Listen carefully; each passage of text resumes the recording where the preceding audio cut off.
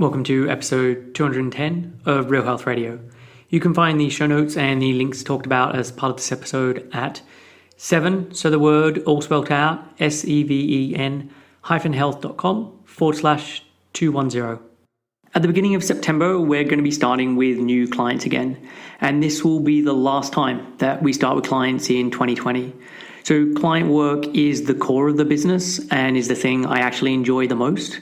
And after working with the clients for the last decade, I feel confident in saying I'm very good at what I do. And when I reflect on the clients that have sought out Seven Health over the last couple of years, there's a handful of areas that come up most. So one of the biggest is helping women get their periods back. So recovery from hypothalamic amenorrhea or HA. And this is often a result of under-eating and over-exercising and is almost always connected with a fear of weight gain and a focus on being healthy, in inverted commas. I've had clients regain their period after being absent for 10 or even 20 years, often after being told it would never happen again, or clients becoming pregnant who'd almost given up hope of it happening. We work with clients along the disordered eating and eating disorder spectrum, and many clients wouldn't think to use the term disordered eating to describe themselves. They just know that things aren't right. And with these clients, there are symptoms that are commonly occurring. So water retention, poor digestion, always cold, peeing all the time, especially waking multiple times in the night, no periods or bad PMS, low energy, poor sleep, low thyroid. And there's also common mental and emotional symptoms. So a compulsion for exercise, a fear of certain foods, anxiety, low mood or depression, poor body image, and a fear of gaining weight. At Seven Health, we believe in full recovery. We've had many clients who've had multiple stays at inpatient facilities where nothing worked, but through working with us, they got to a place of full recovery. Many clients come to Seven Health as they want help transitioning out of dieting, and so they can finally start to listen to their body. They've had years or decades of dieting and it hasn't worked, but they're struggling to figure out how to eat without dieting. Many clients experience feelings of body shame and hatred. They're determined to be a particular size and they feel frustrated or even angry by what they see in the mirror. They want to get past this and to be able to be present and stop putting life on hold. In all these scenarios, we use the core components of what Seven Health is about, which is science and compassion. We focus on both physiology and psychology, so understanding how the body works and how to best support it, and also understanding the mental emotional side and uncovering someone's identity and values and priorities and traits and beliefs and looking at how these are helping or hindering with the change process. So it's these kind of clients that make up the bulk of the practice, and I'm very good at helping people get to places with their food and their body and even with their life that feels out of reach. So if any of these scenarios sound like you and you'd like help, then please get in contact. You can head over to seven-health.com/help, and there you can read about how we work with clients and apply for a free initial chat. And this will be the last time we start with clients in 2020. So if you would like help, then please reach out. The link again is seven-health.com/help, and I'll also include it in the show notes. Hey everyone, welcome back to another episode of Real Health Radio. I'm your host, Chris Sandel. So on today's show, I have a guest interview, and my guest is Karen Ricks. So Karen is a Christian wife, a Worldschooling mom, and a nomadic chef. Teaching for 24 years, she's been a Montessorian since her own preschool days. She holds Montessori teacher certifications for guiding children from infancy through elementary. She has cooked professionally in restaurants, commercial kitchens, and private homes on 4 different continents over the last decade. After 10 years of teaching in central Japan, where Karen founded and operated her own international Montessori school, she sold it all to begin a nomadic life of full-time travel with her family. Karen spreads her message of embracing a slow food lifestyle, a lifelong love of learning and education for peace by teaching people of all ages how to cook for themselves and why they need to share that gift with those they love. You can learn more about her family's edible exploits, and the lessons they're learning on the culinary Worldschooling adventures as they gallivant around the globe over at ourkitchenclassroom.com. So I was introduced to Karen through Meret Boxler, who was the host of Life Unrestricted. So if you've come across that podcast, that is Meret. So Meret is a client of mine, and Karen was an avid listener of Meret's podcast, and she actually credits it with being one of the biggest helpers in healing her relationship with food and body. And since then, Meret and Karen have become friends, and it was then Meret who then put me onto Karen's work, and I'm so glad that she did. And as I covered in Karen's bio, she has a life that looks very different to most. So traveling the world and living a nomadic existence with her partner and her child.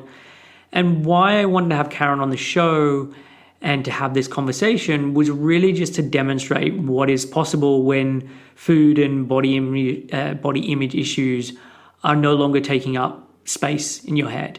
And this doesn't mean that you would necessarily travel the world as she does, but the way she talks about food and movement and the freedom and joy that she has in this area, her curiosity for life and making connections with other people in each of the new communities that she enters into.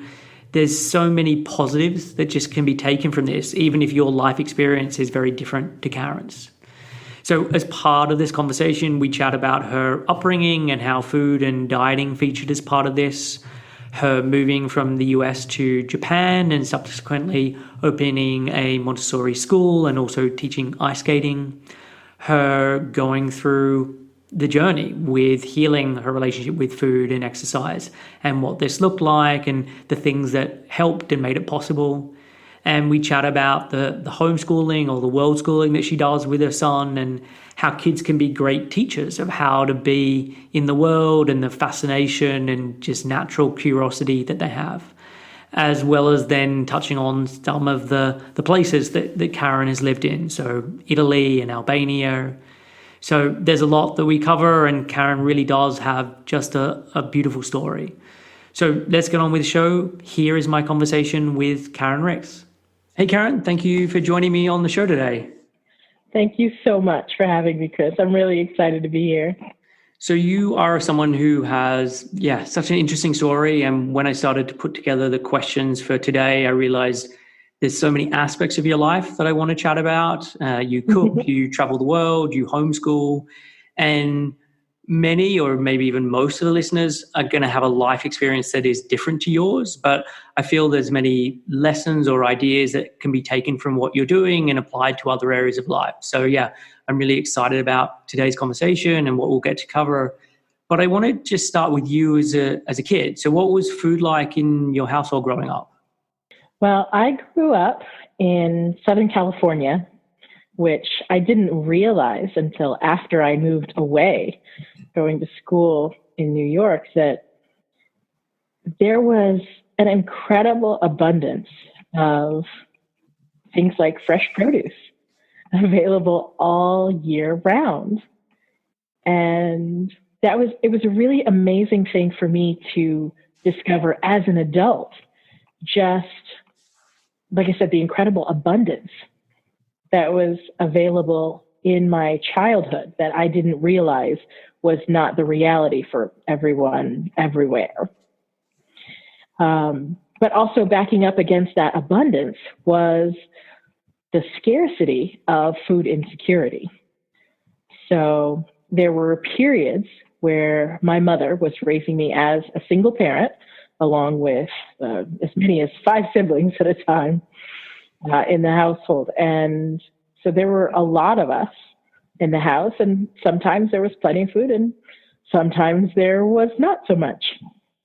So having an abundance of fresh, seasonal food was always cause for a celebration. And what would be the driver behind there being the abundance or the scarcity? Was it to do with job insecurity, or was there to do with, I don't know, like cultural events or like Christmas time? What was the driver with that stuff? There was definitely an abundance around holidays and special savings for those things.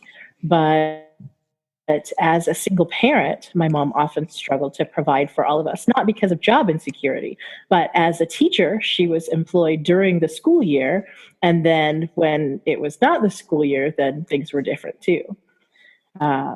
We also, as I said, there were some times where all of our siblings were together in the household, and then sometimes where there were not. And my parents divorced when I was about 6 years old. And then my mom remarried again a few years later. So we had a blended family with more people in the household. So there was a fluctuation of both income and mouths to feed. So things were constantly changing in our household. But we always tried our best to take care of one another, and being able to provide great meals on the table, whether we had a lot or a little bit, was a really empowering thing for me to take on as a child. And that was mostly driven by your mom? Was she really into cooking or just spending time in the kitchen? I wouldn't say my mom was really excited about cooking. She did what she could when she needed to, but my mom has always had an appreciation for good food too. So when I expressed a desire to learn how to cook, she wasn't the type of person who was like, oh yes, great, here, let me show you. But she knew how driven I was personally. And she said, well, you know where the cookbooks are, you know how to read and follow directions, go to town. And so I was really appreciative of having the freedom to be able to do that.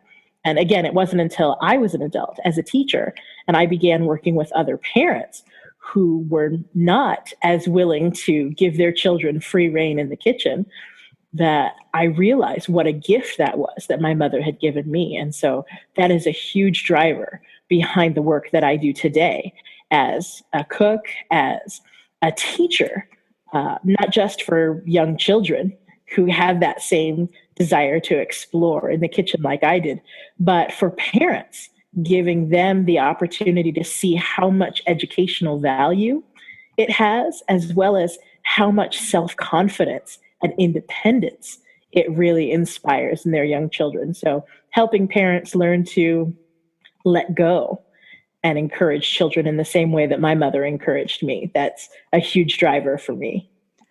And at what age was this starting for you? So this pull or desire to be cooking, can you remember when that started? 6 years old. Okay. And from that moment forward, your mum was okay with you cooking, or was it, I was into it at 6 years old, but it wasn't until I was 8 or 9 or at some point later that she gave you the freedom to be able to do stuff in the kitchen? Oh, no, she gave me the green light from day one, and I haven't looked back since. I've been cooking freely and frequently ever since. Nice. And I know you have your own son, and at what age did you start cooking with him in the kitchen? My son has not known anything else his entire life.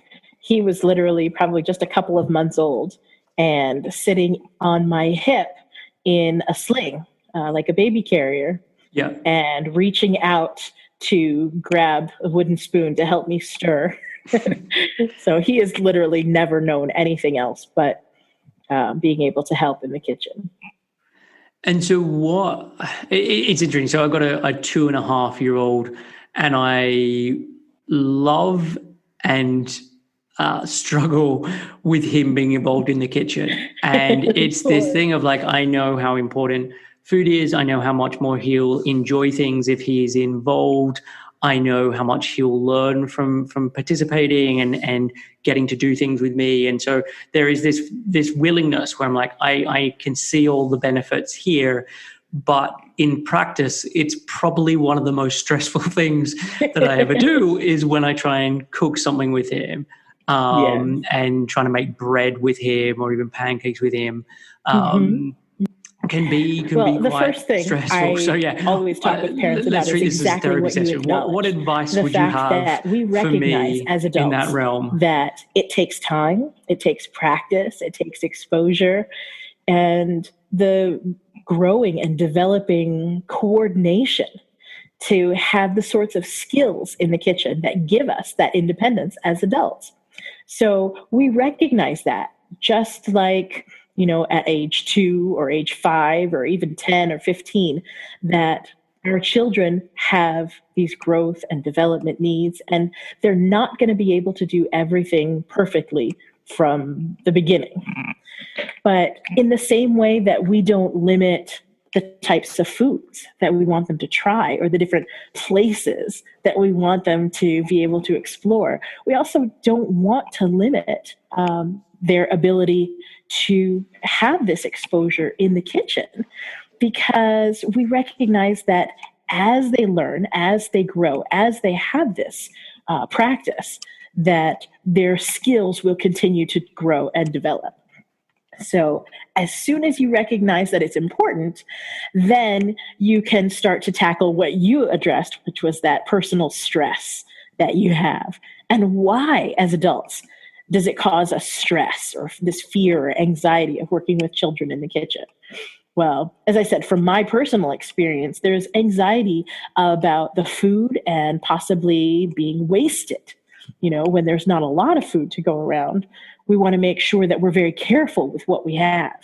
And so encouraging parents with very simple recipes where they know the children can't really mess it up, that everything's going to be just fine, is one way to help reduce those stressors. And then there's the basic kitchen safety, whether it's working around sharp objects like knives or other cutting implements, or heat coming from the stove or the oven. And all of these things too can be broken down into individual skill sets. We don't have to immediately throw children into the kitchen where there's hot sputtering oil because we're deep frying something, and we're not asking 2-year-olds to take a heavy roast out of the oven all by themselves. Obviously, there are different age-appropriate levels at which children can participate, can be included, and can really begin to take ownership of even some small part of the meal preparation. And as you know, when they do that, they really have a stake in the finished product. And that is so encouraging for young children to be able to have their hands in the process from the very beginning and to enjoy everything that they have a chance to make.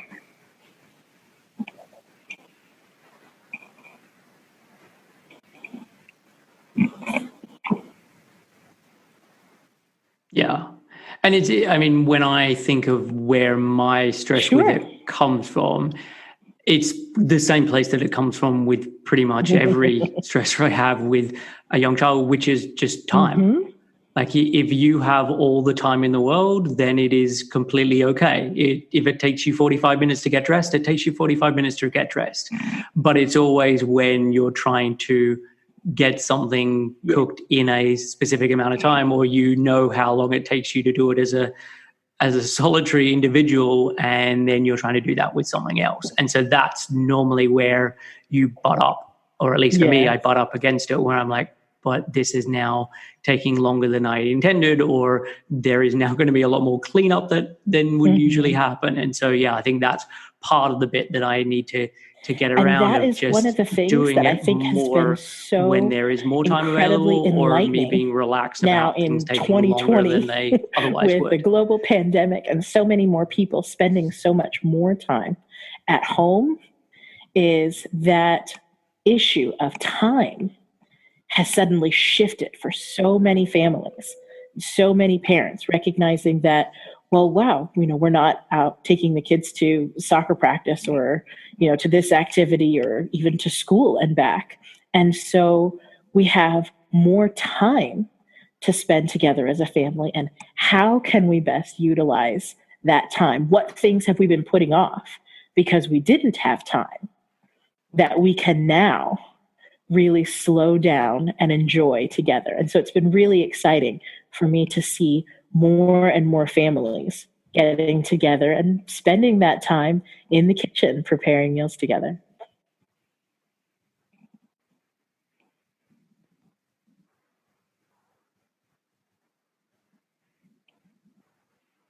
Yeah, nice.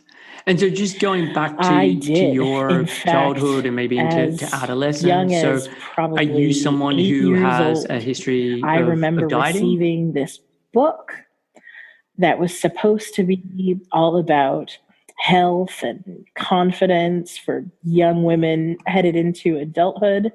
And I look back at some of the things that were in there, and I wouldn't even want to repeat them for fear of, creating the same sort of horrible trauma that I experienced, prior to adolescence. Basically, lots of messages telling me that my body was a problem. And it's it was a very damaging thing that I know was, given to me with the best of intentions in order to try to have me be a healthy young woman. But it sent some very unhealthy messages at way too young an age. And I spent decades of my life internalizing those messages that my body was a problem because it was too large, it was too round, it was too heavy, it was always too much. And I am thankful to be in a place in my life now where I no longer spend a lot of time and effort and energy trying to shrink myself in any way, because I wouldn't be free to do the work that I do today if my head was still mired in all of that diet culture nonsense.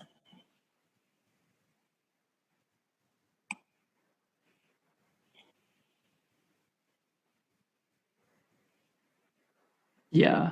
And when you were given that book, was that Oh a no, it message that wasn't was then given necessarily to directed specifically everyone at me, in your but household, that or it was was one like, of the oh, this is a first special things that message I for you remember because of receiving. your As I body? look back on my childhood through the lens of diet culture, I realized that, it was all around me. My mom was constantly, trying all sorts of fad diets. And I remember, tasting different things that came through the household, most of which were just terrible, thinking, oh, this is what I have to look forward to. That's that's just miserable. But it was really just sort of what I was being groomed to expect, because that was just the way things were. And women are supposed to be shrinking themselves, and there were a lot of different messages too, honestly. As a Black woman, I was told a lot of things too about my skin color being too dark, or my hair being too curly, or my lips and my nose and my hips being too wide, all these different messages. And all of it was, from the same multiple sources, as just a constant stream of that's just the way things are. And so you just have to get used to that. And it really wasn't until I was able to remove myself from that I had the opportunity to gain some clarity of a completely different perspective.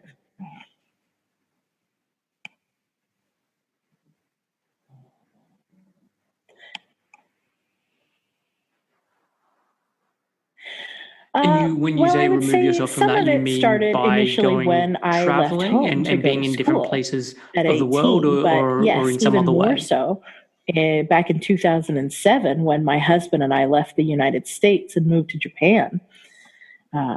Things like being stared at for being in a larger body no longer seemed to be such a drastic problem, because I was simply larger than everyone else around me. But that was just the way that I was made. And just like I wasn't expected to look Japanese as a Black American woman, there was no amount of work that I could do that would make myself fit into that mold. And it really started to open my mind to the fact that, well, maybe all this time that I have been trying to shrink myself into being a smaller person overall, what's the point? It's not going to happen.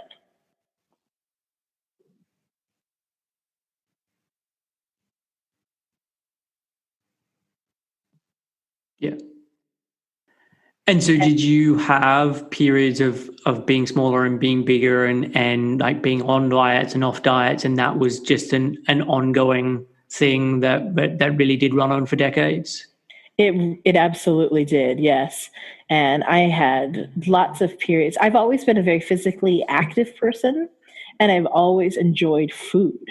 But I've had varying periods of physical activity and varying periods of uh, binging and restricting, and all in an effort to try to change the shape and the size of my body. And things that I was praised for were periods in my life when I was absolutely miserable, and things that I was chastised for, I realized looking back, were periods where I was actually embracing what I really wanted to do. And as I said, separating myself by moving to a different country, stepping out of the culture in which it seemed like maybe there was some possible way that I could achieve this far off goal, it really gave me the opportunity to start to let go of this idea that I was ever going to achieve this pie in the sky ideal.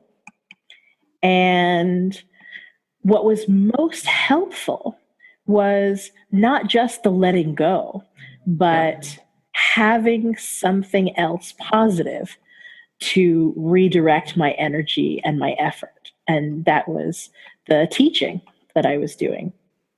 And so I want to speak about the teaching, but just in terms of the dieting and then the stated love of cooking that's been there since you were a 6-year-old, how was it for you holding those two things like together? Because it would seem that then in some ways they may have been at odds with one another.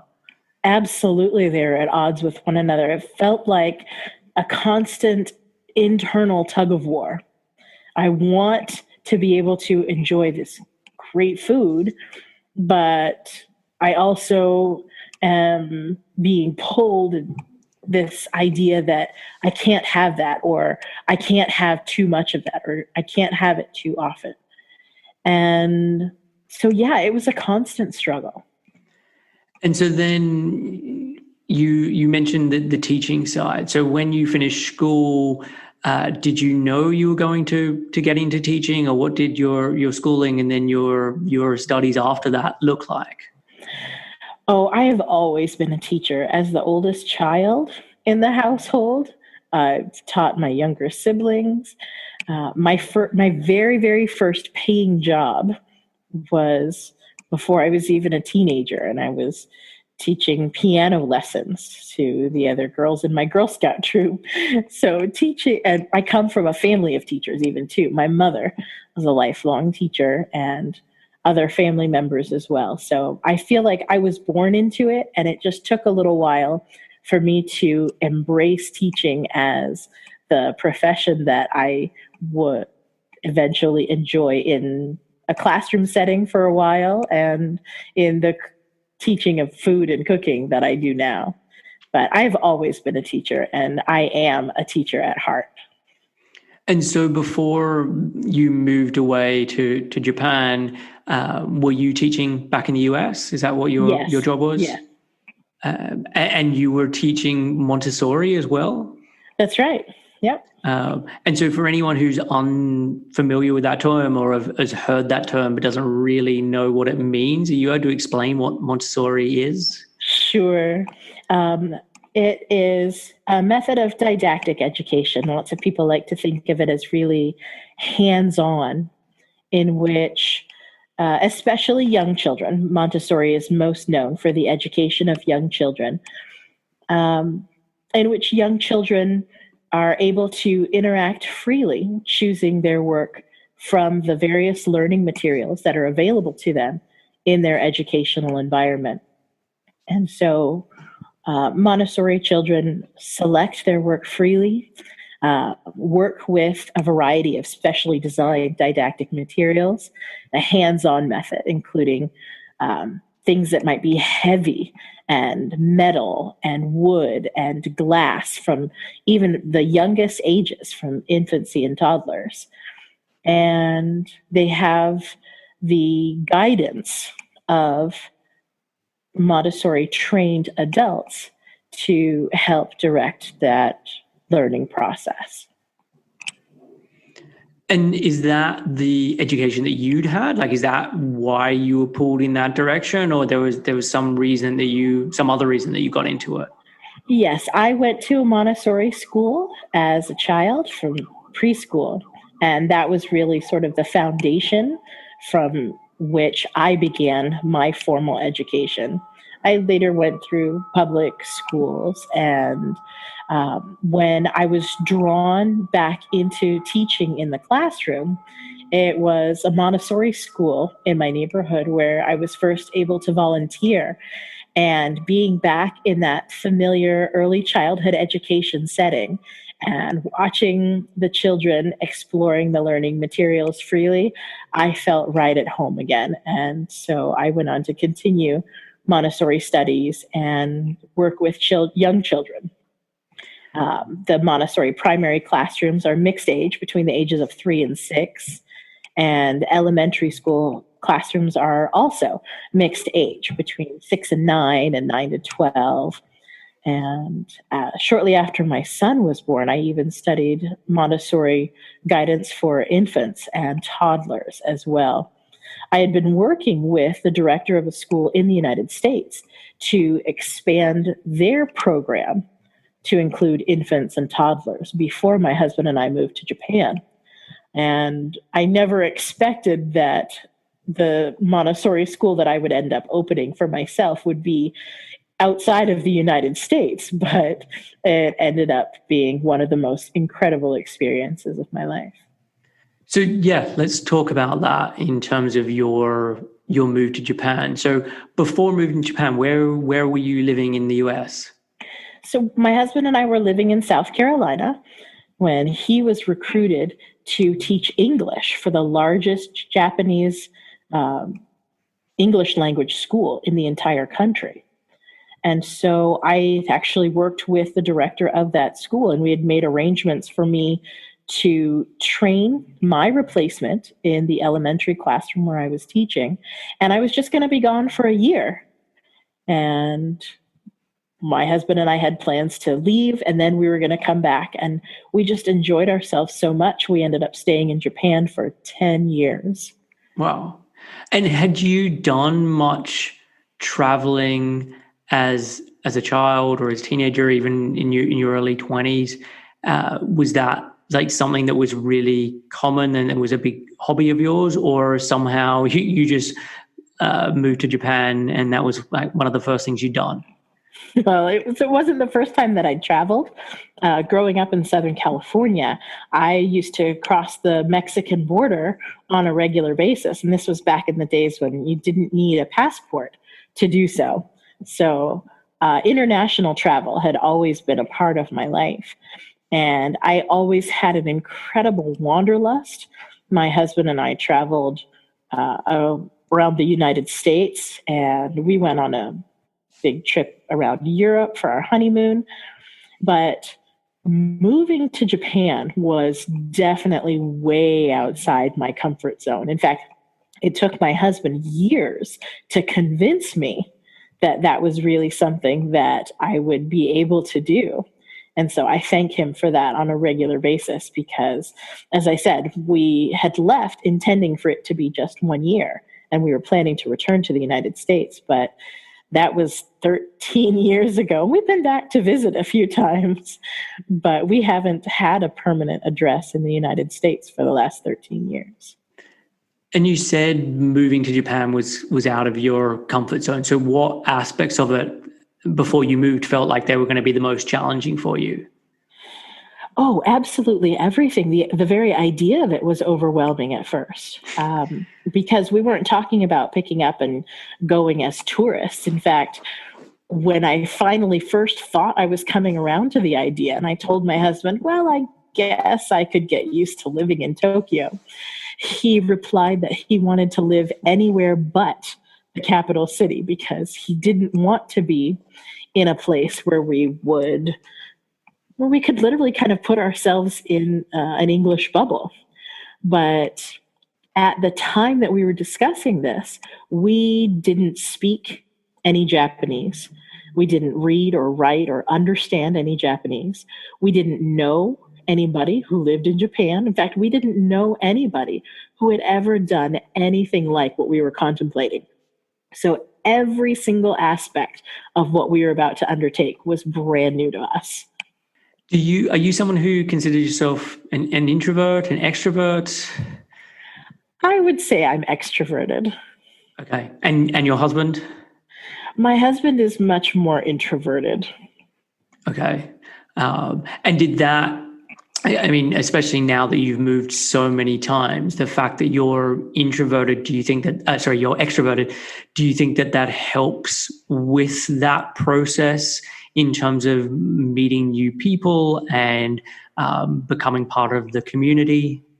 Without a doubt. It is absolutely a huge beneficial aspect to our travels. And the longer we do this, the more comfortable it is for all of us, me, my husband, and our son as well. And so what did the first couple of years look like in Japan? The interesting thing about my move was that there was more stress at the beginning because, as I mentioned, I was staying behind in the United States to train my replacement. So my husband actually moved to Japan before I did. And the company that had recruited him went bankrupt just before I was getting ready to leave to join him. So not only had my husband gone to teach with this specific company, but then he lost his job. He found a new job and moved to a new city. So my plans to join him changed drastically at the last minute. I was expecting to move to one city and went to a completely different city. And so there was a little extra bump of anxiety before everything happened. But when I arrived in Japan to join my husband, he was already getting settled with a new company, teaching with a different English language school, a much smaller school in a smaller city. And we were fortunate to have the help of the Japanese staff there to help us get settled.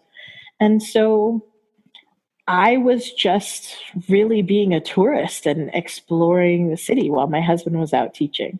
I never had any plans to teach in Japan. I made friends in our local community, and I took local classes in yoga and calligraphy and explored the local parks and studied the Japanese language. And it was just fascinating. I felt like, a person who had been dropped on another planet because literally everything about day-to-day life was different from my upbringing. And did you have a background in languages where Japanese wasn't the first other language outside of English that you were learning? No, I had, while I didn't have a background in Japanese, I had studied Spanish in school and bouncing back and forth across the Mexican border from Southern California, I was comfortable in Spanish. And I feel like that was very helpful in taking on a new language. But learning Japanese with 3 different syllabary, only 2 of which are phonetic, like alphabets, was really a daunting task. And so diving into Japanese language lessons was a huge part of day-to-day life and the regular study in order to be able to not just communicate with people, but to learn how to read and write all over again was an enormous challenge. And how long did it take before you felt comfortable in, say, conversational Japanese? Oh, goodness. I would say that even today, while I don't feel like I have problems getting around in Japanese, it really depends on the topic of conversation. I maybe within a month or so, I had gained enough confidence to be able to shop at my local market and ask for specific things.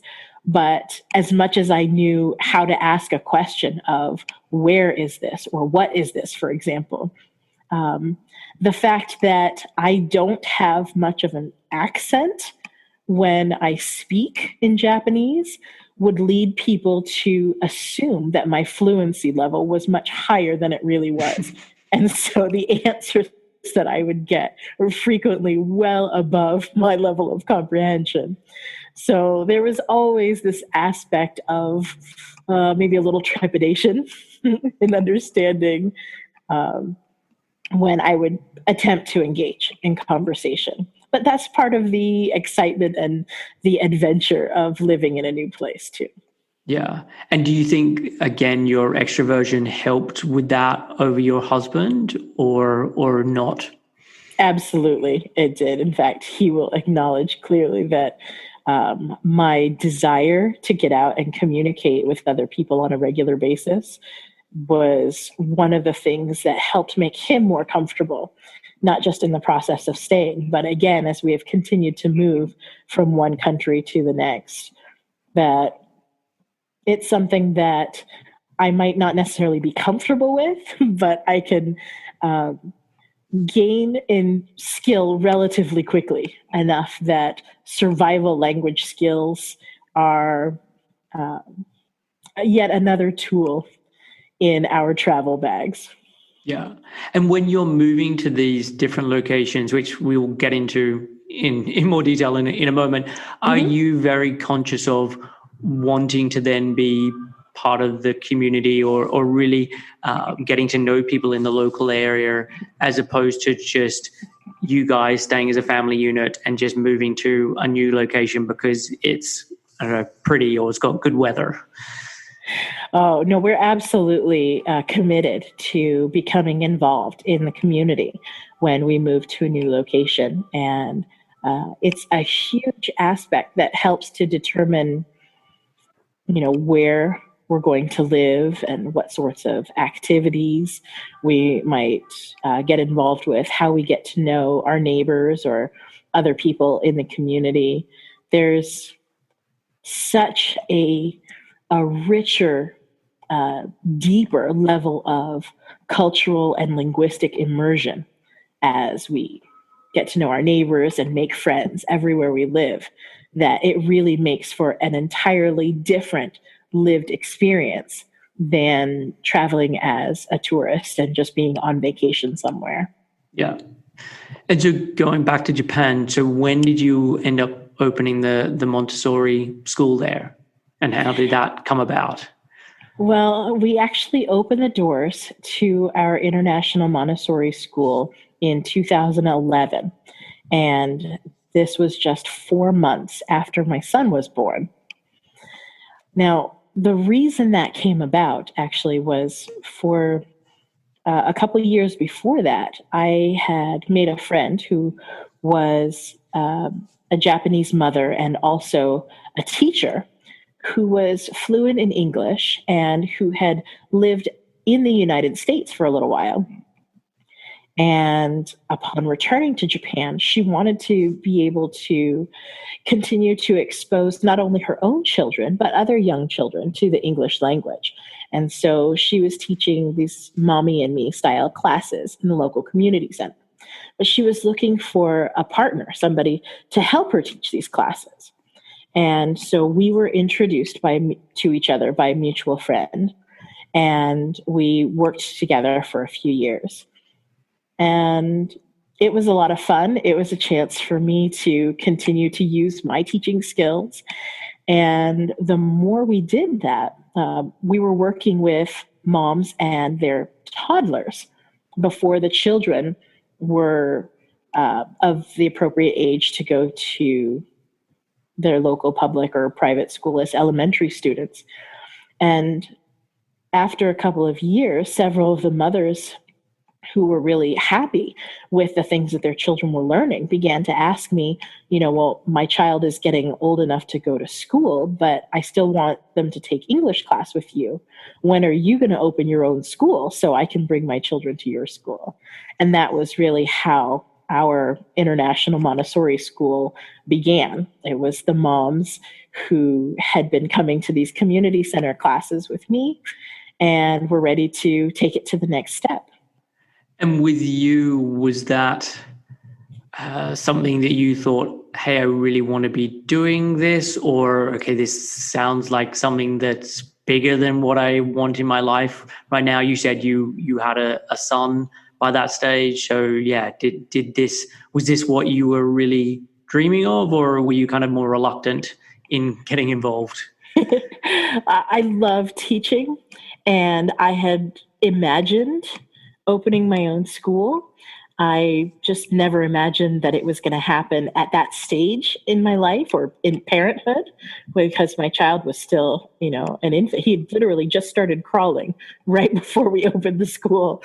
But also, I never expected that it would happen outside of our passport country. So it was exciting. It was thrilling. It was exactly what I wanted to do. It was just a lot earlier in a completely different place than I ever expected it to be. Right.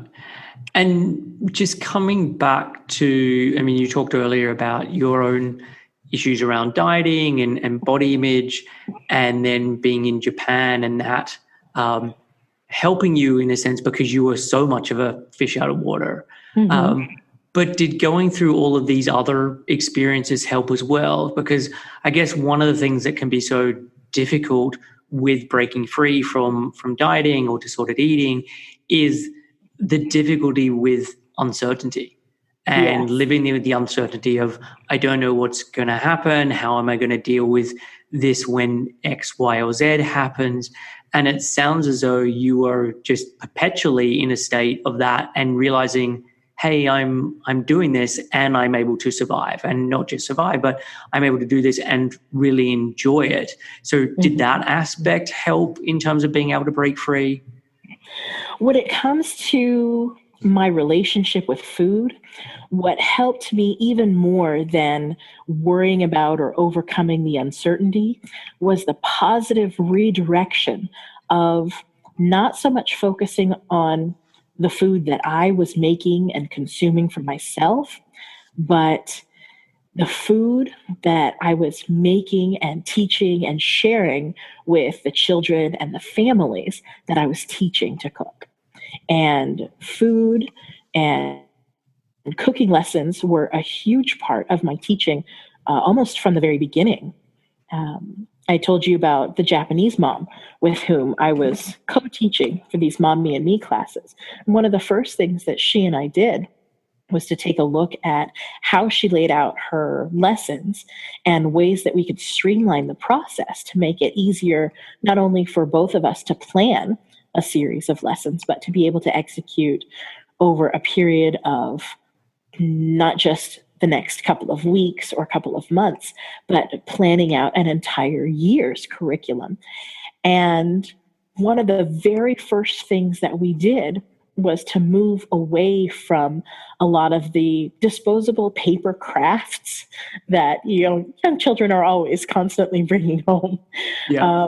But to actually do something that was going to be more fun and more interactive and more meaningful to the young children. And what I suggested was that, rather than trying to cut out and tape paper fruits and vegetables to things to make a salad, that we actually have the children go shopping with their mothers and pick out a vegetable and bring it to class.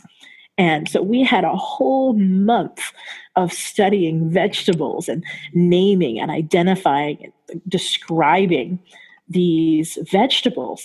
And all of these Japanese mothers were complaining and worrying about how their children weren't going to like it and exclaiming that, oh, my child doesn't eat this or my child won't eat that.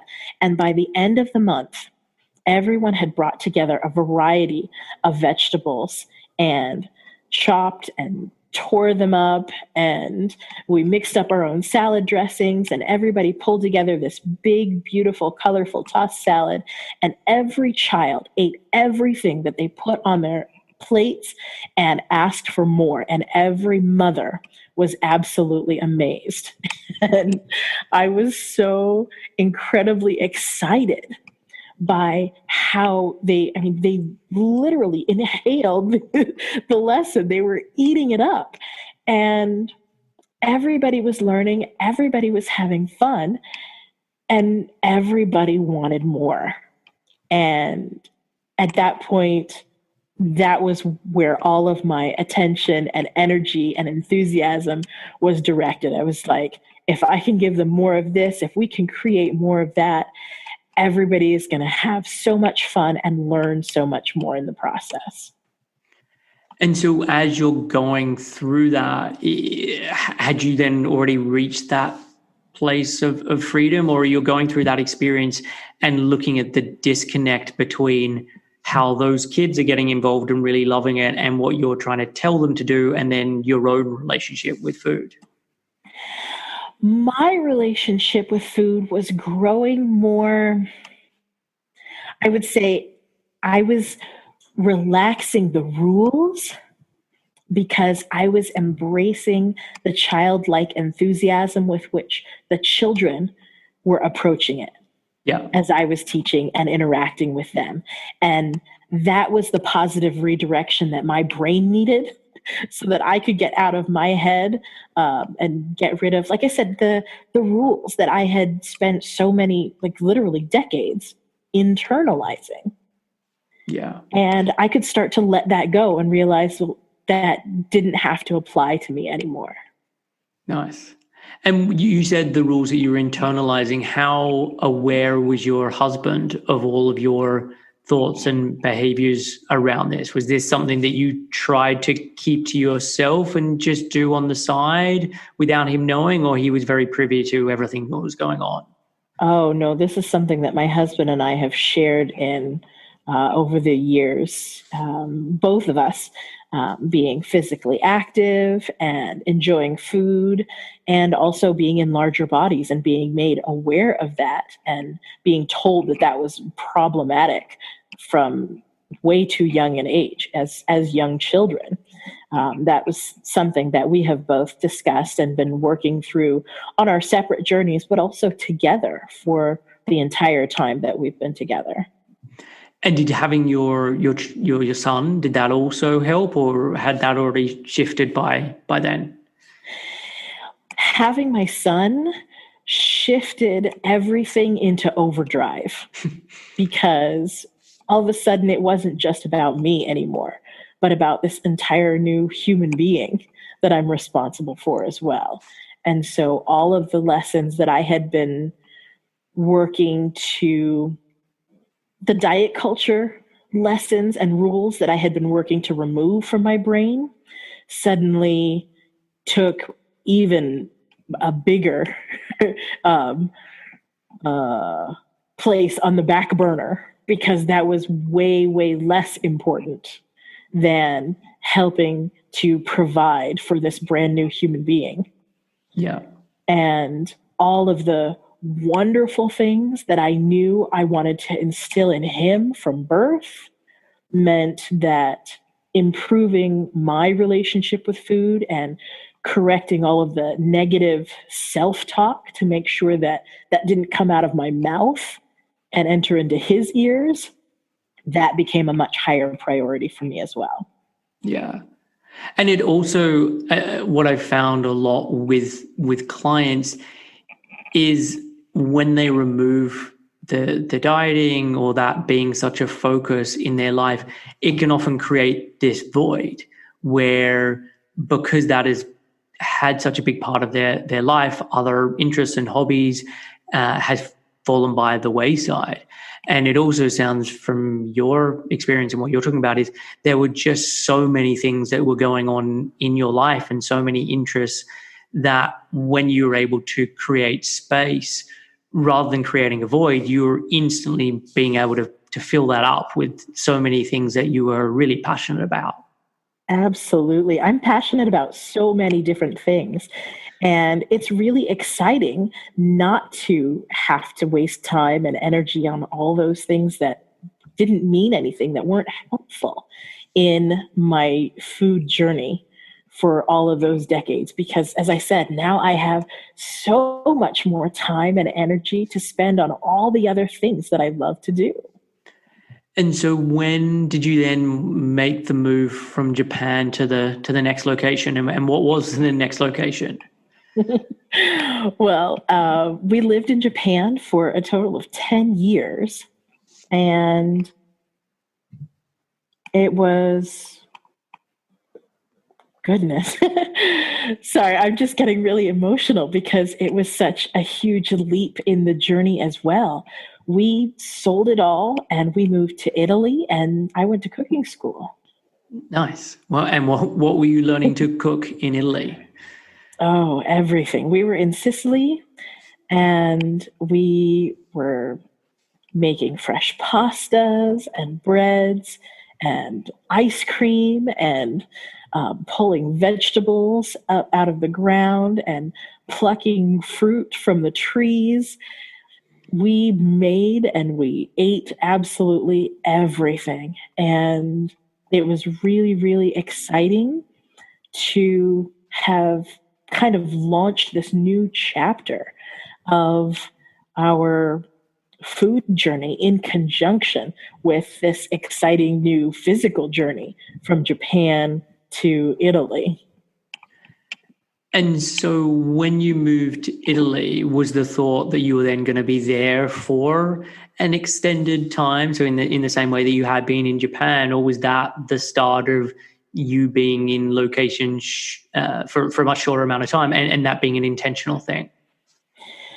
Our move intentionally was planned for a rather brief period, just a few months, but there was the possibility of extending that stay.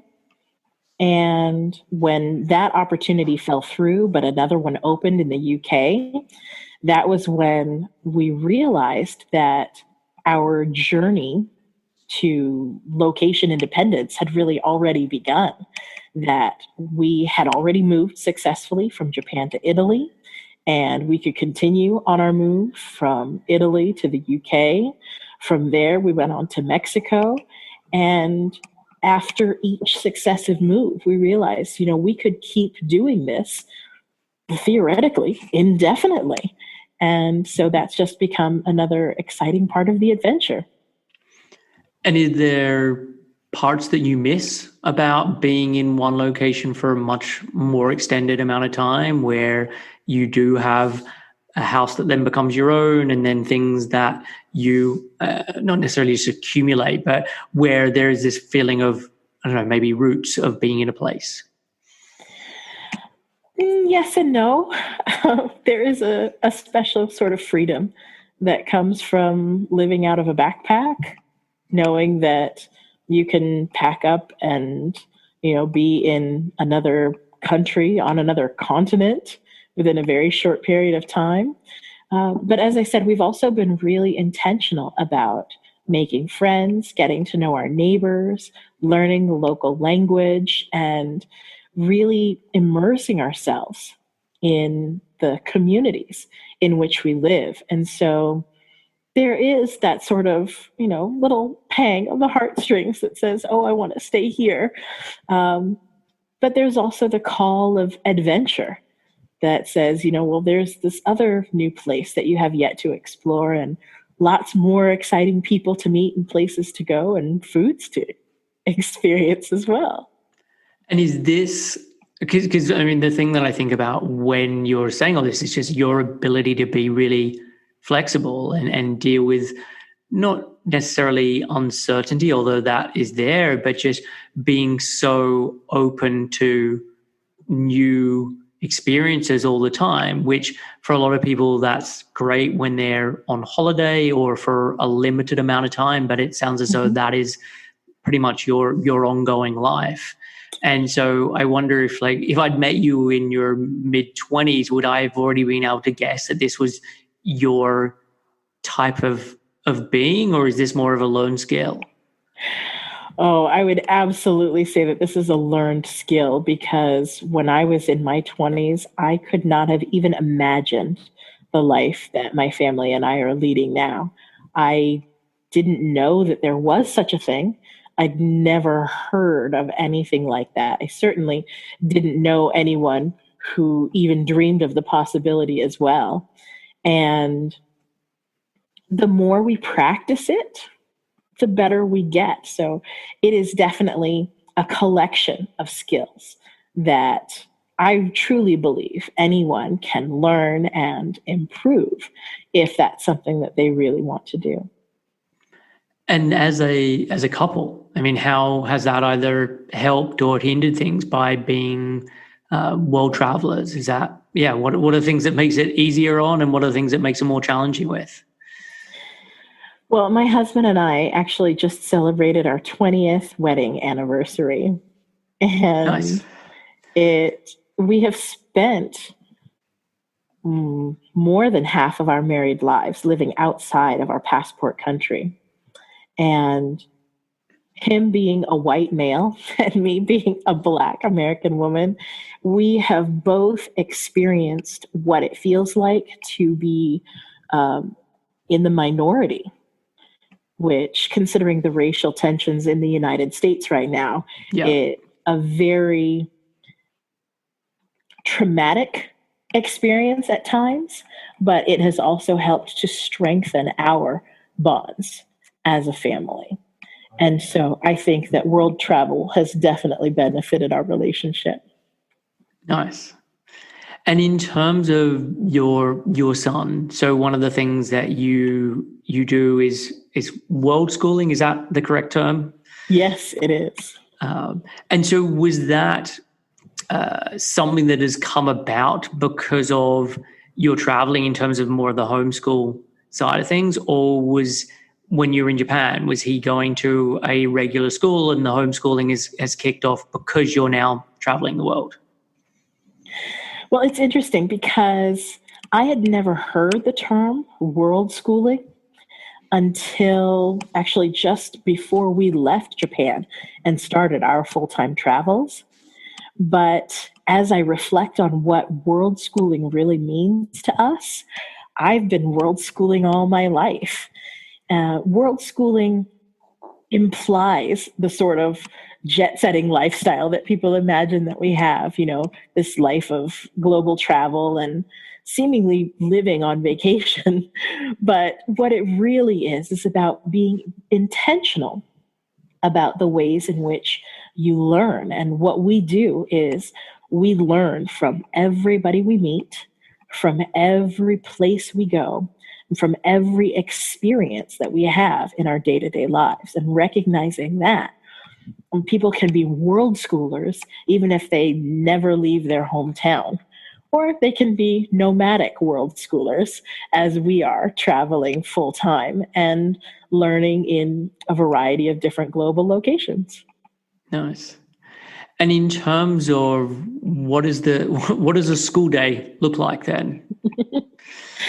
Well, as I told you when we just started this call today, the school day was waking up and deciding that we want to go swimming and being on the hunt to find a swimming pool, which was an amazing and kind of stressful experience because the first place that we really wanted to go wasn't even open.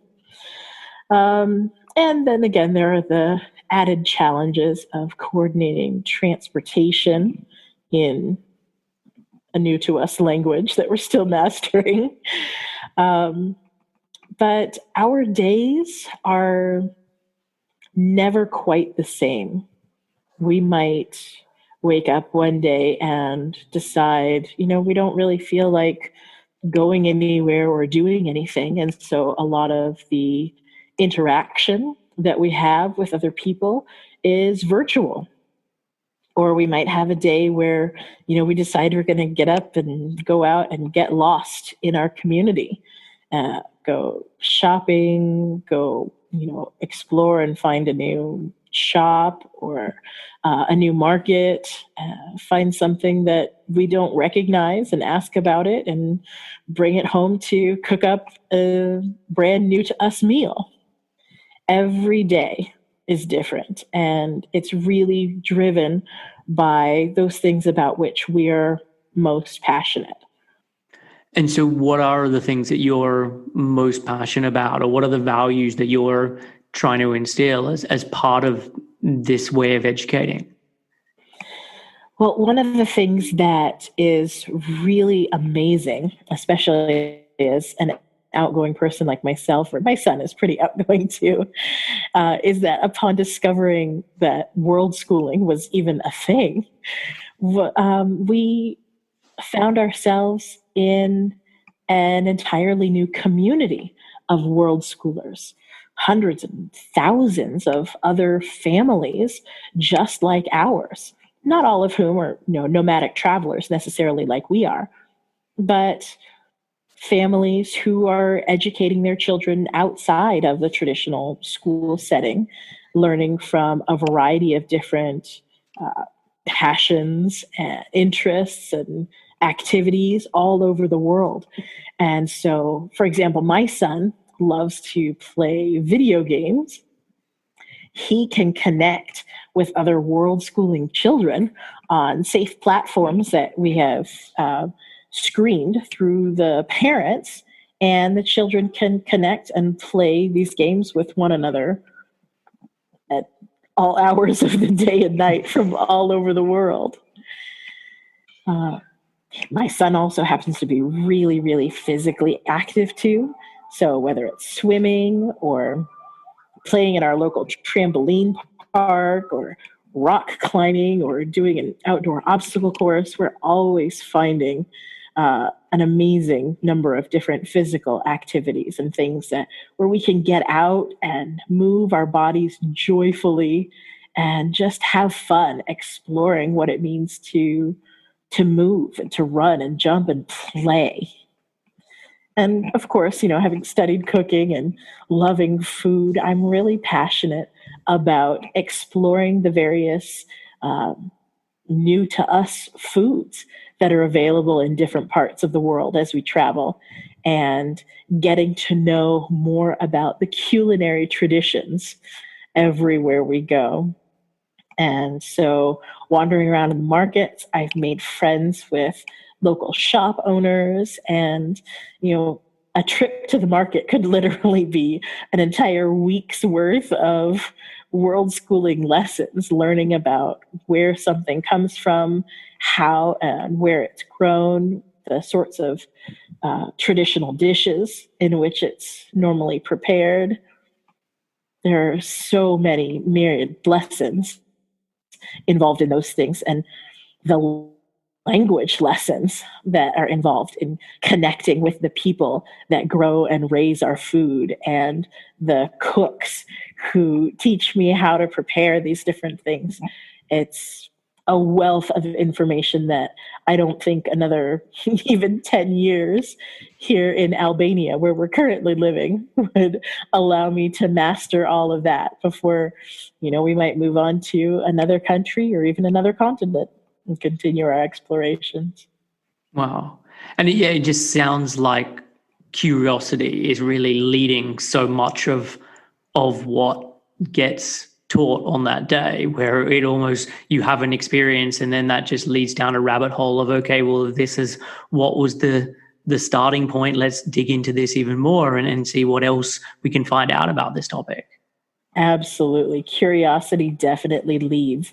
And it's one of I think, the most beneficial traits of being a lifelong learner. When you're curious about something and when you really allow yourself to go down that rabbit hole, the learning curve, it absolutely skyrockets. And the wealth of information that surrounds us, and the power of the tools that we have at our fingertips, not just on the internet, but at our fingertips here in and around our local community. There's so much information, so many opportunities, and so many new relationships to explore. It never feels like there are enough hours in the day or days in the week to be able to do it all. Yeah. And it also sounds like it's very then intrinsically motivating. Like it's not that you're having to say, hey, I'm going to give you a gold star if you do this. It's that this is really fun and fascinating and that he wants to be then learning, because it's probably even not even thought about as learning. It's just him exploring and having a good day. Exactly. Absolutely. One of the things that even in all my training as a Montessori guide and teacher is all about following the child. And I have parents ask me all the time, well, how do you motivate your child to learn this or to study that? When I really take the completely opposite approach. It starts with my observations of my child, with the things that he tells me really light him up, what gets him excited about different things. Because when we follow what he's passionate about, what he's curious about, what he wants to know, like I said, the learning curve, it just skyrockets. I can't hold him back. I can't provide enough information and input and stimulation and activities to feed that curiosity. He will devour everything.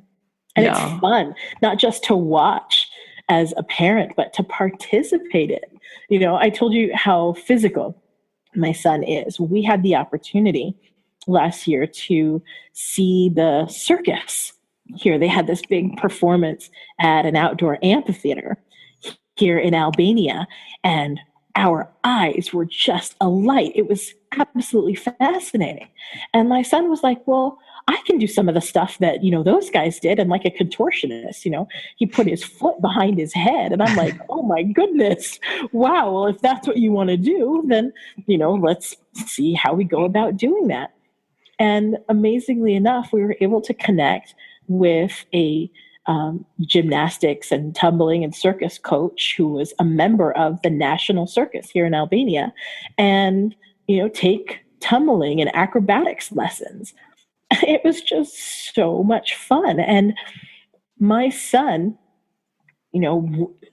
actually none of us knew even a single word of Albanian before we landed in this country. But jumping in and joining in this class with all these other Albanian children, he learned how to communicate and how to count and, just following what everybody else was doing and listening and learning and making friends. And, it's been one of the most incredible experiences. Wow, that's incredible. And I mean, I just, as you're saying all that, I was reflecting on my own son, and he's 2.5, and so he's at a very different developmental stage to your son, but even just he is constantly looking at the clock and telling us what the time is, or constantly saying what temperature it is, and then I'll pull out the iPhone and he's telling me what the temperature is, what it's going to get up to, what it's going to drop down to, what the real field temperature is. And so I don't have to sit there and say, let's learn numbers. Like he is just showing me the ways that he wants to learn numbers as he's trying to be able to tell us what the time is, and just realizing how confusing 24-hour time is for a 2.5-year-old. But yeah, it's amazing to see that if you can pay attention, that they will show you what they want to learn, but also to realize how much as adults we should be wanting to get back to that place if we're not in that place of curiosity. Exactly. And that's why this food journey has been such an incredibly exciting, like almost roller coaster ride for me personally as well. Just before we left Japan to go to Italy, my husband introduced me to a podcast that was literally life-changing. And I know you know it is called Life Unrestricted. And here I was, on the verge of, I had already begun moving away from, what now feels like torturing myself doing the sorts of exercise that I felt like I had to do, into this place of just doing what I enjoyed. And I had already been moving away from, food rules and restriction, because I'd been teaching and working with all these young children who were just having fun, playing with their food. And with this one podcast, it was, well, just like with Worldschooling, I realized there was this path that I'd been on, and all this time I felt like I was by myself. And then suddenly these massive French doors were thrown open right in front of me. And I was introduced to a whole new community of other people who were on the same journey, who were following the same path, who were headed toward the same goal, which was living a life completely unrestricted. No food rules, no exercise rules, just freedom. And Meret Boxler was this calm and soothing voice inviting me down this path to meet all these amazing people. And this was the curiosity that I followed.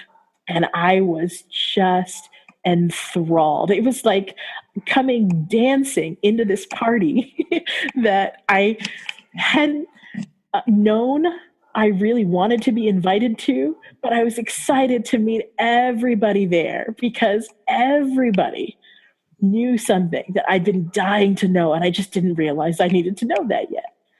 And all of a sudden, here are all these people who were giving me permission to do these things that, I had been kind of tiptoeing around before. I was like, yeah, I'm going to do this. Yes, I can do this.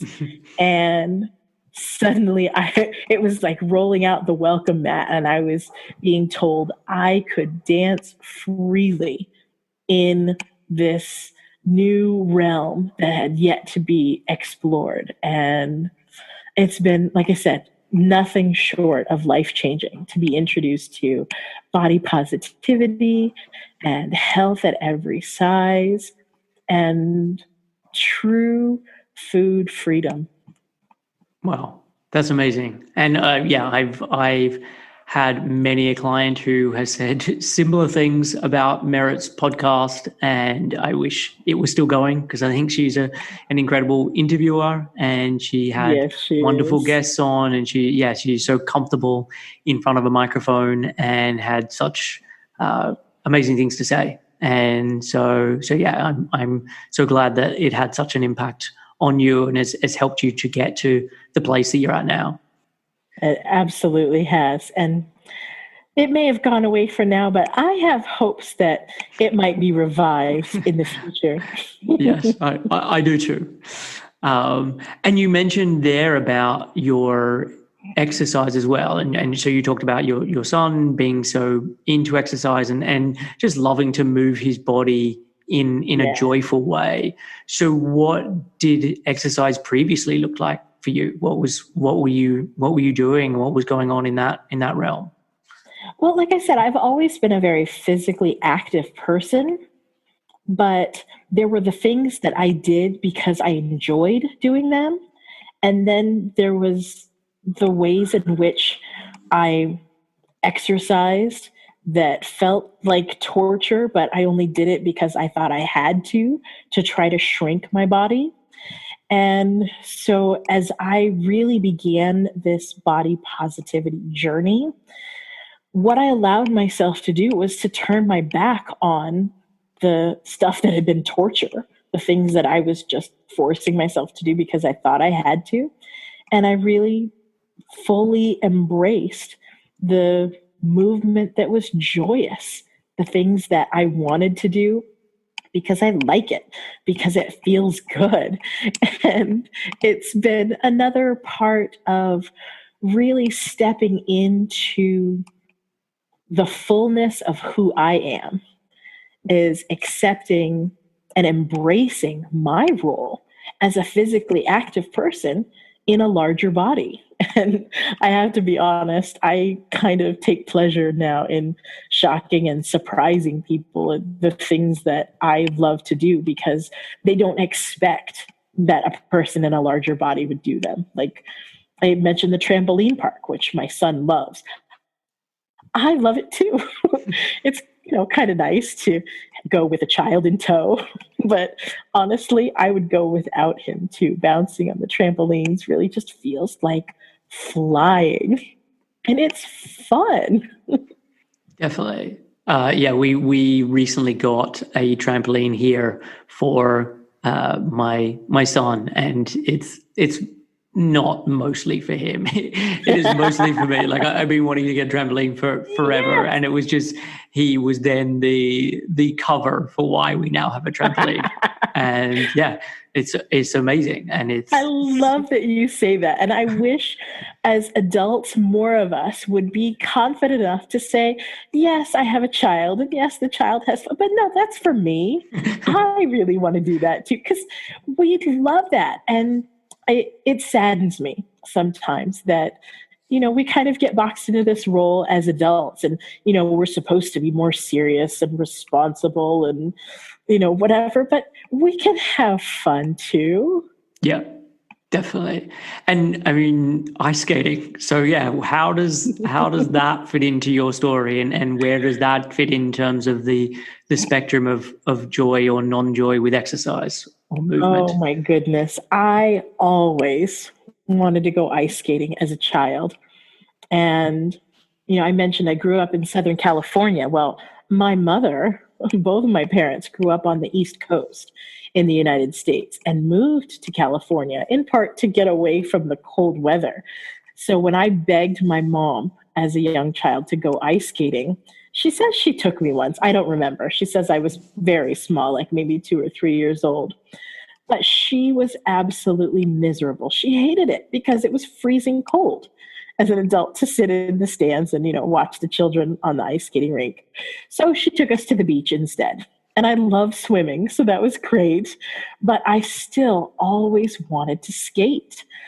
And so after I, left home and I moved away to go to school, I had my own money. I was working and I bought my own ice skates. And I got a chance to finally experience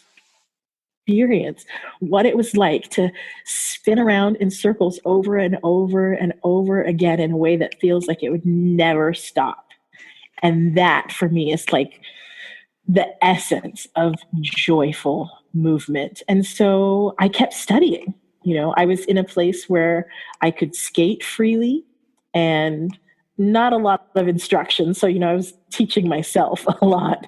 But I eventually moved to a place where I could hire a coach and I could study and train. And I kept going, again, just going down that rabbit hole, pursuing my passion until, I not only improved my own skills as a skater, but as a coach until I worked up to receiving a master rating by the Professional Skaters Association. Wow. So I love figure skating. I love teaching skating. I love getting on the ice and just spinning in circles around and around as fast as I can go. And that dizzying feeling, it's kind of like having your own personal roller coaster, except that you don't have to go to a theme park and wait in line for hours to enjoy the fun. How many ice rinks have you found in Albania? You know what? There is actually an ice skating rink just a few blocks from where I live. Oh my God. Yeah, I didn't expect that either, but I was so thrilled to discover that it exists here, and I love it. And so just then moving on to the food side of things, in the same way as the ice skating, was that something that you then had as a hobby and a passion of your own and then did more formal training on and got coaching or assistance with? Exactly. From the time that my mother told me to go to town with the cookbook, I have been studying and cooking. And a lot of it initially just came from reading recipes and experimenting on my own and seeing how stuff turned out and tweaking them and trying to make it better. But, the older I got, the more resources became available to me. I remember with enthusiasm and excitement being able to transition from, seeing cooking shows on PBS, the public broadcast station in the United States, to the advent of the Food Network, and then all these growing YouTube channels with professional chefs and sources like Masterclass, and being able to pay for, sometimes live or virtual lessons with renowned chefs from all over the world. It's just like so many other things that we've discovered in Worldschooling. There is a wealth of information and access available once you start down that rabbit hole. And it has been absolutely mind-boggling. And so one of the things that I did in order to, honestly, it started out as a language study, but I made friends with a lot of housewives in Japan who also like to cook. And one of the assistant teachers in the language school where I was studying Japanese, she and I got into a long conversation about food and cooking one day. And she said, you really need to meet my friend. And so she introduced me to her friend who also enjoyed cooking. And the three of us ended up coming together at least once a month for a period of I think it was at least 8 years. And we formed this kind of informal, the international cooking club. And so what the ladies would do is they would teach me how to cook their traditional Japanese dishes. And I would teach them some of the various international dishes that I enjoyed cooking. And they would teach me in Japanese, and I would teach them in English. And so while we were learning cooking, we were also improving our language skills. Wow, that is a good double learning there. Exactly. And one of the things that it reminded me was that, when we're doing something that we enjoy, not only is that learning, meaningful, following that particular activity about which we're passionate, but the medium of instruction is also, another avenue for learning. So yes, we were cooking, but the language learning was there too, and the interpersonal communication that was happening not just in English or in Japanese, but we often invited other people to come in and join us. So we would regularly have at least half a dozen different people, and English and French and Russian and Ukrainian and Iraqi and Pakistani and Kenyan food and Philippine food and Mexican food. I mean, literally, we traveled the globe in that kitchen. And that's exactly what I do in my work now. I continue to draw upon all of the different culinary traditions that I'm learning from all of the amazing cooks that I meet around the world. And it's exciting to be able to pass those on, and especially to not just other adults who are excited about food like me, but other parents who recognize, like you said, that there is immense learning and growth and possibility in sharing these things with their children. And so opening them up to the possibility that they can do that with their children, and that the children don't have to wait until they're adults, like I did, to be able to explore that fully. And so is that what our kitchen classroom is about? That's it, exactly. It's traveling the world without leaving your kitchen. It's learning and discovering new things. Not just about food, but language and history and world cultures and geography, so many different things. And food is just the instructional medium. And we talked earlier about, obviously, your dieting history. And so with this, with our kitchen classroom, are you explicit about, okay, I'm trying to create a generation where that's not going to happen? Or is it you know what, I don't even need to focus on that explicitly. If I'm just able to show how much joy there can be through cooking, or how exciting it can be, that by taking in that message, it will just, I don't know, deflect the other messages around dieting. With children, I don't feel like I have to be as explicit, mostly because they haven't been exposed to so many of the damaging messages of diet culture to the extent that they've begun to internalize them. And I can say that having, so many years of working with especially young children, and I mean young, like under the age of 6. When I'm working with adults, though, I am explicit about it. And in our Play with Your Food community, I very clearly articulate that to all new members to make sure that as they come and join in this virtual space where we're sharing ideas and inspiration and recipes and techniques and all of this around food, I want to make absolutely sure that the people who come in leave the diet culture stuff at the door, because so many of the things that I know I personally had begun to internalize can just infect all of the good stuff that happens with the negativity that we really want to leave out.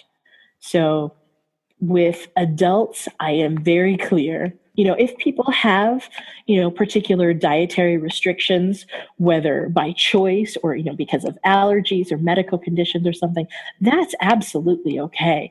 But what we don't want is to impose those arbitrary food rules, because, and I see this in my communication with my clients every day, all it does is it interferes with it. It interrupts the joy.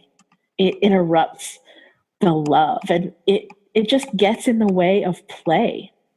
And so I use that word play very purposefully too, because we as adults have also kind of been infected, if you will, with this idea that serious things deserve serious conversation and very serious consideration, and that fun that joy, that laughter are somehow outside of the realm of learning. And so my whole mission is to disrupt that nonsense, to show people how much fun, how joyous the learning can be.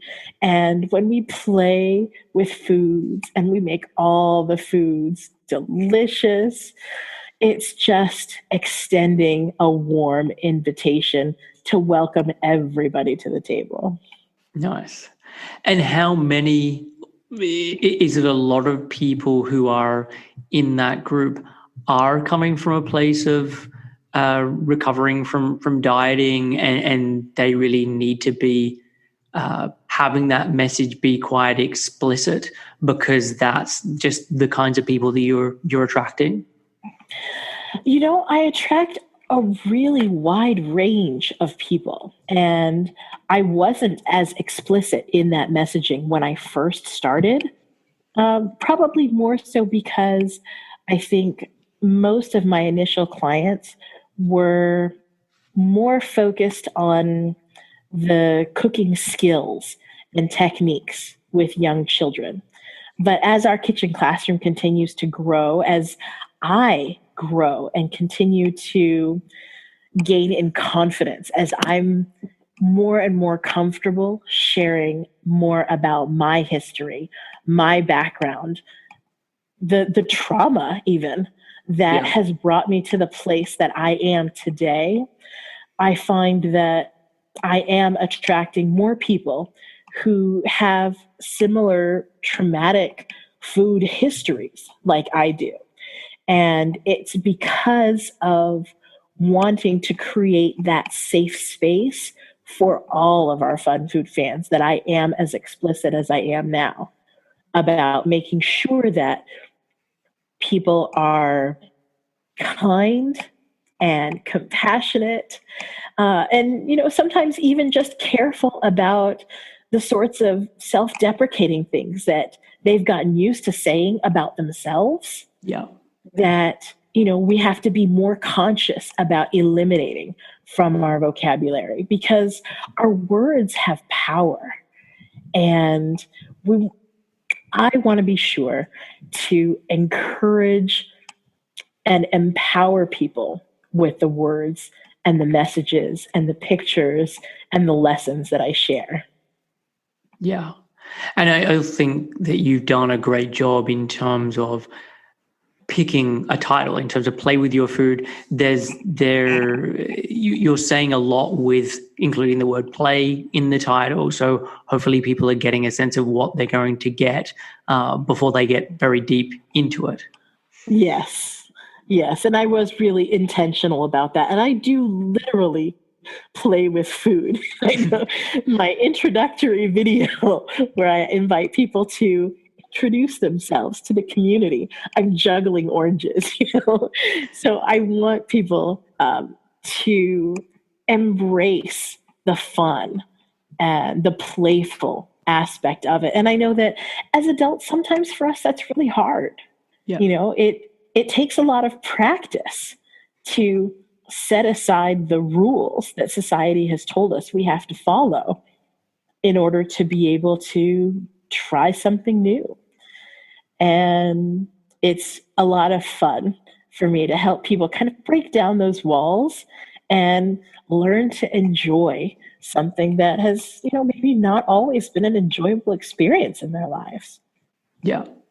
And it kind of comes back to this idea of using children as a kind of guiding light of like we're so much encouraging children to play and seeing the importance of play and how helpful that is in terms of curiosity, how helpful that is in terms of intrinsic motivation, laughter, etc. And if we can just remember that doesn't stop. Like you don't hit some age where that is now no longer important. And sure, that's a more difficult job when you are an adult and you have real adult struggles that have to be dealt with. But as you said, like you don't always have to take the serious tone. There are lots of different ways that you can be dealing with this, and especially around the area of food. Yeah, being able to be curious and play and enjoy as much as the culture that we live in can often tell us that those things are bad, and that if you're enjoying your food, you're obviously eating something that you shouldn't be eating. Like I really don't agree with that, and find that when clients can get to a place where they are feeling freedom around food and they are able to enjoy it, they not only just feel better psychologically, but they feel better physically, and it kind of works that it helps them to be healthier and not just healthier in inverted commas. Yes, absolutely. It almost saddens me that word healthy even has become a kind of sticky place to be, because that word has so many even negative implications for a lot of people. You talked about, things being good or bad, and healthy or unhealthy has kind of become a sort of replacement for those good and bad categorizations of food. And so one of the things that I really delight in doing is kind of shaking that up, and I share messages and pictures of, making cake for breakfast, or, having breakfast for dinner, these enormous salads as the first meal of the day, something that I certainly didn't grow up with. But the idea that it can be a joyous, sensual, multi-sensory experience with whatever food at any time of the day or night. And it doesn't have to have any of these arbitrary restrictions that society has told us, we have to follow. It's like you said, there are so many people for whom the food experience has not been a pleasant one, because we get this message that if you're enjoying it, if it really tastes good, if it feels good, well, then, maybe you shouldn't be having that. And that's just not true. And when we can let go of those rules, when we can let go of the guilt that comes with that, not only is the food more delicious, but every other aspect of our lives becomes something more enjoyable to savor. When we're restricting the food, it's a pattern that spills out into other aspects of life. But when we can let our guard down, when we can really relax and enjoy nourishing our bodies, it's something else that spills over into being able to really nourish our souls. And, I was telling a friend just the other day that one of the things that continues to encourage me along this journey is the recognition that now that I am really feeding myself and not restricting in any way, I have become a more energetic, a more enthusiastic, a more joyful person to be around. And this gift that I've given to myself has really freed me to be able to more freely share my gifts, my skills, my talent, the things that I am most passionate about with all of the people that I come into contact with. So that's been great for my family. That's been great for my students. It's great for everybody that I interact with. And that's the ripple effect that I want to see spreading out across millions of people all over the world. Yeah. It's a wonderful idea that you're hoping will have that ripple effect. I think just what you're talking about there is being more present and then having the ability to, and the headspace to be able to follow your passions and to be doing things that are worthy of your time. And Absolutely. As opposed to time just being stolen on things that you're in a hamster wheel, unable to escape from. Exactly. When we step off of that hamster wheel, expending all that energy going nowhere, then we can actually spend that time and effort doing the things that are really most meaningful in our lives, applying it to the things that we really and truly do want to prioritize. And, as I said, that frees us up to really give the best of ourselves to everybody else around us. Nice. Well, look, Karen, this has been a wonderful conversation. Is there anything that we haven't touched on that you wanted to touch on or you hoped we'd be able to discuss? I think we covered just about everything, Chris. So the final question that I have is just where can people go if they're wanting to find out more information about you? And I'm going to put everything in the show notes, but you can just tell our listeners. Oh, well, thanks so much. It's easiest to reach out and find us on our website at ourkitchenclassroom.com.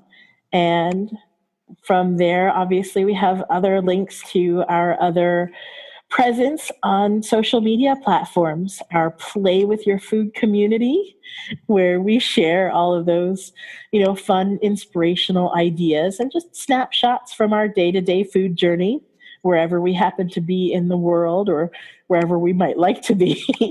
We've got lessons and conversations on our YouTube channel and pictures on Instagram. You can look for the hashtag OurKitchenClassroom.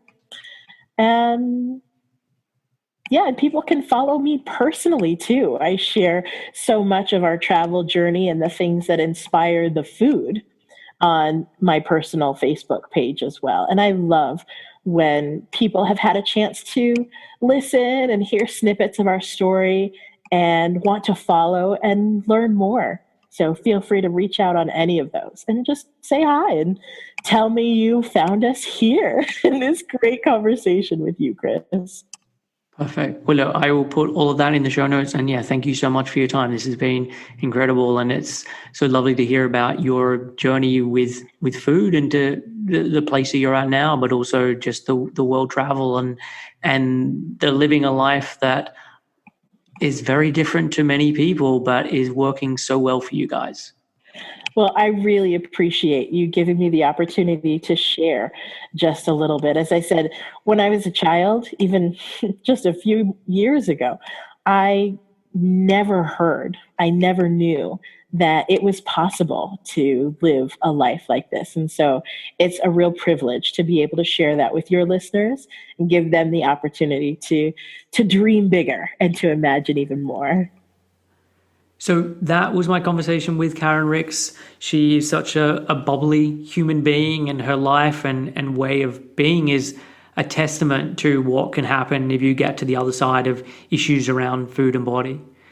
As I mentioned at the top of the show, 7 Health is now taking on clients. If you're interested in working together or finding out more, you can head over to 7-health.com/help. That is it for this week's show. I will be back next week with another new episode. Stay safe, and I will catch you then.